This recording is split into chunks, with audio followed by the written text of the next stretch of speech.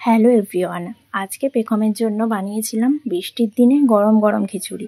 গোবিন্দভোগ চাল দিয়ে আজকে বানিয়েছিলাম খিচুড়িটা। তার মধ্যে মসুর ডালও আমি অ্যাড করেছিলাম।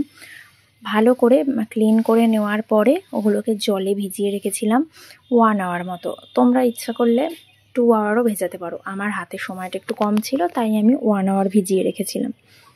তারপরে অ্যাড করে দিলাম সামান্য পরিমাণে আদা রসুনের পেস্ট, আর আগে থেকে যে সবজিটা কেটে রেখেছিলাম গাজর আর ফুলকপি সেটাও অ্যাড করলাম, আর সল্ট অ্যাড করলাম, আর হলুদ।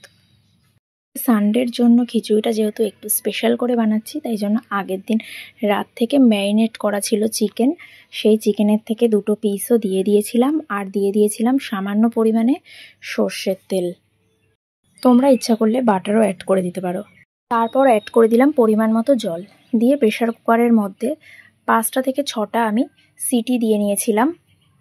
তারপরেও দেখবে যে চালটা ঠিকঠাক সেদ্ধ হয়নি, তখন কি করবে, আরও একটু পরিমাণ মতো জল দিয়ে আরও 4টে মতো সিটি দিয়ে নেবে। তাহলেই দেখবে খিচুড়িটা একদম পুরো রেডি হয়ে গেছে। একবার হলেও তোমাদের বেবিদের এটা বানিয়ে দিও, দেখবে ভীষণ ভালোভাবে ওরা খেয়ে নিয়েছে। খিচুড়িটা সত্যি অসাধারণ টেস্ট হয়েছিল, পেখমেরও ভীষণ ভালো লেগেছে।